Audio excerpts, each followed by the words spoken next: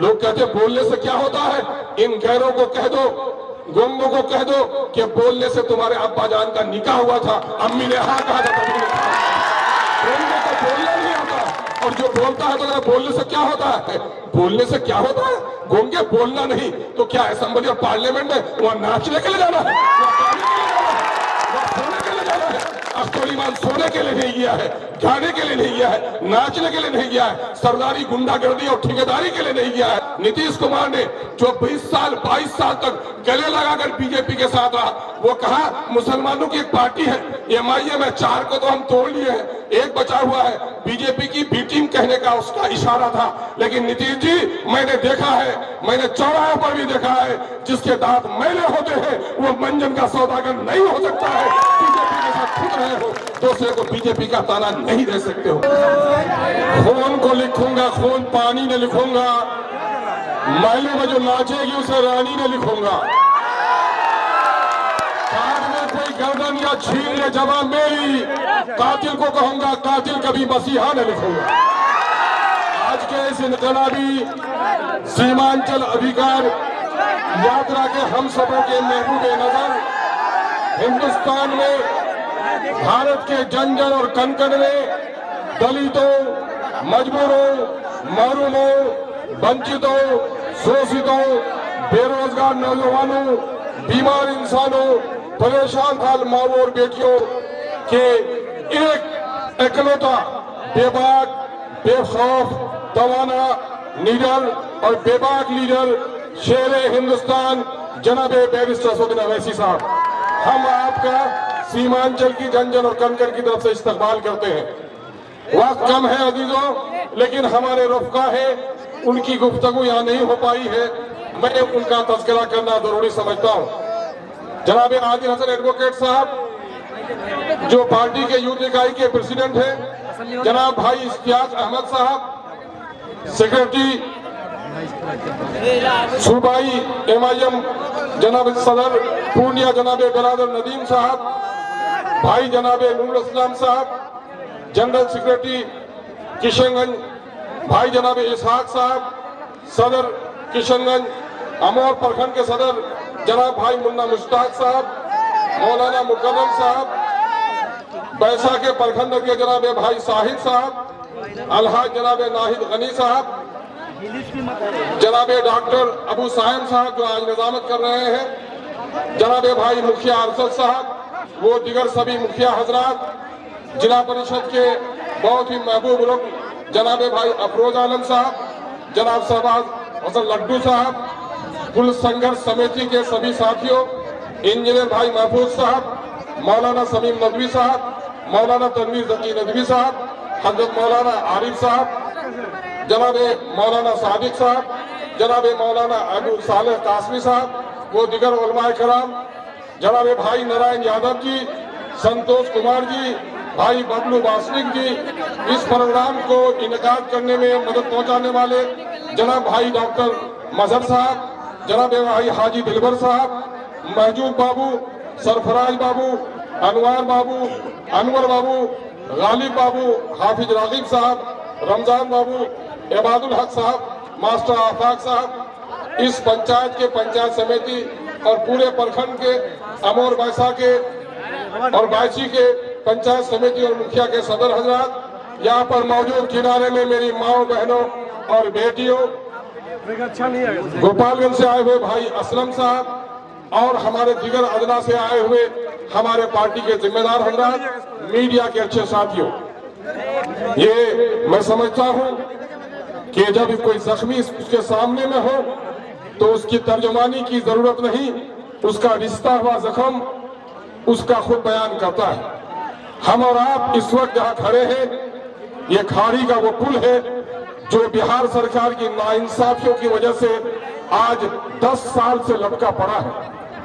और यही नहीं बल्कि इस वक्त जो हम जमा हुए हैं यहाँ पर सीमांचल अधिकार यात्रा के ताल्लुक से, और जनाब बैरिस्टर असदुद्दीन अवैसी साहब ने आज पद यात्रा करके आप तक पहुंचने का जो काम किया है, धूल के ये गुब्बार भरे ही थे, लेकिन मैं ये समझता हूं कि बैरिस्टर असदुद्दीन अवैसी साहब ने मजलूमों को इंसाफ दिलाने के लिए जो इस धूल में अपना पद यात्रा किया है, दुनिया में इसका सिला मिले न मिले, यकीनन अल्लाह तबारक व तआला आखिरत में जरूर इसका सिला पहुंचाएगा। इसलिए कि हमारे एक दो जख्म नहीं, पूरा जिस्म है छल्ली, दर्द बेचारा परेशान है कि कहां से उठे। जनाब बैरिस्टर सौगंध अवैसी साहब, मीडिया के साथियों, मैं आपसे कहना चाहता हूं कि सीमांचल का ये इलाका पूरे भारत में अमन और शांति और हिंदू मुस्लिम मोहब्बत की एकता नजीर है। इसकी कोई नजीर पूरे देश में नहीं है। यहाँ अगर हिंदू मरता है तो मुस्लिम की आंख पे आंसू बहता है, और मुस्लिम मरता है तो हिंदू भाई अपना गम मनाता है। हम हिंदू और मुस्लिम या अलग अलग जात के हो सकते हैं, लेकिन हमने कभी मजहब के नाम पर दंगा नहीं किया, बल्कि मजहब के नाम पर मोहब्बत करके पूरे भारत को पैगाम दिया है। हम शरीफ हैं, हम भूखे हैं, हम बीमार हैं, हम नाखानदा हैं, लेकिन दिल्ली और पटना की बैठी हुई जालिम सरकारों सुन लो, हम दंगाई नहीं है। तुमने शायद हमारी इसी शराफत को हमारी कमजोरी समझा। आजादी के वक्त जब सन 1947 का 15 अगस्त का दिन हुआ था और सूरज की किरण पहले निकली थी, तो नीतीश जी सबसे पहले उस किरण ने सिरसी के लोगों को सलाम किया था, खारी के लोगों को सलाम किया था। नालंदा में 10 मिनट बाद आजादी की सूरज को आपने देखा था। दिल्ली में बैठे हुए लोगों 45 मिनट बाद आपने हमारे सूरज को देखा था आजादी का। महाराष्ट्र में बैठे हुए लोगों 1 घंटे के बाद सूरज की आजादी को देखा था। लेकिन सूरज की आजादी की किरण जो सूरज की पहले पहुंची, आज वो इलाका सबसे खस्ता हाल है। हम ऐसे नहीं थे। आजादी के बाद भी हमारे इस इलाके में 1970 तक बिहार के दूसरे हिस्से के मजदूर काम करने के लिए आते थे। कोई बैठक ऐसा न था जो बिहार के दूसरे जिले का मजदूर यहाँ पर न था। इसका मतलब क्या था कि हम बिहार के दूसरे इलाके से अच्छे थे। आप जान रहे हो, पंजाब का पंजाबी कुर्ता पहने, पगड़ी पहने हुए हमारे बुजुर्गों के पांव के धूल साफ करता था, इसलिए कि जिस बस पे हम चढ़ के जाते थे जेके सिंह की, सरदार जी खलासी और ड्राइवर हुआ करते थे। लेकिन आज कौन सा दिन आ गया है कि हमारा बेटा कोई दिल्ली में, कोई पंजाब में आज जाता है और उन्हें पंजाबियों के खोतों में नौकरी करनी उसकी मजबूरी हो गई है। 10-12 साल का बच्चा दिल्ली के होटलों में पोछा मारता है। माँ बिस्तर में बीमार है, लेकिन पेट की आग है, माँ के दवा के पैसे नहीं, दिल्ली जाना उसकी मजबूरी है, और माँ की लाश को पड़ोसी दफनाता है। 15 दिन की दुल्हन, हाथों के मेहंदी के रंग भी उसके अभी फीके नहीं हुए हैं कि गरीब बेचारे दूल्हा को शादी का कर्ज उतारने के लिए कहीं हरियाणा जाना पड़ता है। आप देखते हैं हर महीने में कोई ऐसी बस्ती नहीं है जहां कभी छत से गिरकर, जहां कभी खेत में, जहां कभी बिजली के खंभे से टकराकर लाश हमारी बस्तियों में नहीं आती है। अब हमारे घरों में मातम नहीं होता है। किन जालिमों ने हमारे साथ ऐसा किया? क्या हमने टैक्स के पैसे नहीं दिए? हमारा नौजवान अपने घरों में काम नहीं कर सकता, पढ़ने के लिए भी हमको दिल्ली यहाँ से सफर करना है। बीमार हो तो पूर्णिया नहीं, दिल्ली जाना है, पटना जाना है, 400-500 किलोमीटर की दूरी पर जाना है। बीमारों के लिए भी परदेश, पढ़ने के लिए भी परदेश, रोजगार के लिए भी परदेश। हमको इन जालिमों ने परदेसी बना दिया है। ऐ जालिमों, तुम जालिमों, हम इन नौजवानों के आंखों में अंगारा देख रहे हैं। तुमने वक्त रहते हुए अगर सीमांचल के साथ इंसाफ नहीं किया तो ये अंगारे तुम्हारी हुकूमतों को जलाकर राख कर देंगे। नौजवानों, मैं तुम्हारे गैरतियों को झंझोड़ना चाहता हूँ। किस चीज ने? ये जो पुल है 12 साल से आज नहीं बना, क्या है? किन के बाप का कर्जा है ये? मेरा दिल्ली पंजाब से कमाने वाला नौजवान जब कमा के लाता है, उसमें से 30 रुपये बिहार की सरकार को टैक्स देता है, 20 रुपए दिल्ली की सरकार को देता है। लेकिन अमित शाह आता है तो वही हिंदू मुस्लिम के पुराने तफर के उनको याद आते हैं। महागठबंधन के लोग जो महाठगबंधन का काम करना चाह रहे हैं, उनको खाड़ी का पुल याद नहीं आता। याद रखो, इन जालिमों से कह दो कि बहुत हुई हकमारी, अब लेके रहेंगे हिस्सेदारी, झंडा बरदारी तुम्हारी नहीं करेंगे। हमने आज ठान लिया है। आज हमारे कौन कौन से मसाइल है? आज महानंदा में, इधर डंगरा में पुल और उधर मस्तान चौक पर पुल। क्यों नहीं पुल बना सिल्ला घाट में? क्यों नहीं पुल बना अभयपुर में? क्यों नहीं बना कुट्टी घाट में? क्यों नहीं बने और दूसरे घाट में? हमारे पुल क्यों नहीं बन पाए? क्या हमारी ये नदी गंगा से भी बड़ी है? हमारे पैसे लेकर नौजवानों, गंगा में ये जालिम लोग 3-3 किलोमीटर पर, 5-5 किलोमीटर पर 1000 2000 नहीं 3-3 हजार करोड़ के पुल बनवाते हैं। पटने में फ्लाईओवर, आसमानों को छूता हुआ पुल, जमीन से नीचे चलती हुई सड़क, मेट्रो की लाइन बिछाई जा रही है। अय्यासों की आंखों को सेकने के लिए फव्वारे चलाए जा रहे हैं और मेरी माया तड़प पर मरती है, उसको साफ पानी नहीं मिलता। आज जो मेरा पटने में फ्लैट है, वो फ्लैट मेरे बाप का घर नहीं है, वो अमोर पैसा के लोगों की अमानत है। चलो नौजवानों, किस हफ्ते में कैंसर का बीमार वहां नहीं है, गुर्दे का बीमार वहां नहीं है। जितने बीमार आईजीएमएस में, पटना के मेडिकल कॉलेज में, पूर्णिया से जाते हैं, इतने बीमार कहीं से नहीं आते। एक बेईमानों ने जिन्होंने हमें बीमार कर दिया है, उससे इंसाफ लेना जरूरी है। जब तक कल तक बिहार नहीं बैठा था, झारखंड था, तो झारखंड में वहां पर उपराजधानी थी, वहां पर हाईकोर्ट का बेंच था, वहां असेंबली का सेशन होता था। लेकिन आज 400 किलोमीटर की दूरी पर हम है और आज हमारे यहाँ पूर्णिया में वहां हाईकोर्ट का बेंच देते हुए इनकी नानी मर रही है। लगता है जो एयरपोर्ट के लिए जमीन सरकार की जमीन नहीं, अपने अब्बा जान के घर से कोई जमीन दे रहा है। ये जुल्म कब तक होता रहेगा? इस जुल्म और ज्यादती के खिलाफ हमारी लड़ाई जारी है। इस लड़ाई को हम बड़े ममनून मशहूर हैं जनाब बैरिस्टर सौद नबीसी साहब के, कि उन्होंने बड़ी पाबंदी के साथ हमारे मसाइल को, सुरजापुरियों को, कुल्हिया भाइयों का लिस्ट में आ गया है, सुरजापुरियों को जिनकी लड़ाई भाई मंदर सफी साहब और उनके रफ्ता लड़ रहे हैं, वो बैकवर्ड सूची में लाने की पूरी वकालत की है। इन तमाम तर मसाइल का हल बिजली यहाँ पर नहीं, साफ पानी नहीं, पुल नहीं। एक दो आदमी कहीं मर जाता है तो पूरा हंगामा हो जाता है। मैं कसमें खाकर कह सकता हूँ, इस पुल के न बनने की वजह से न जाने कितने मासूम बच्चे अपने माओ के पेट में दम तोड़ चुके हैं, हॉस्पिटल नहीं जा सके। हमारी कितनी माएँ हैं, अगर वक्त पर हॉस्पिटल पहुंच जाती तो शायद उनके शफकत का साया हमारे सरों पर 2-4 साल और बाकी रहता। लेकिन इन जालिमों ने हमारे यहाँ ये पुल नहीं बनाकर हम पर जुल्म किया है।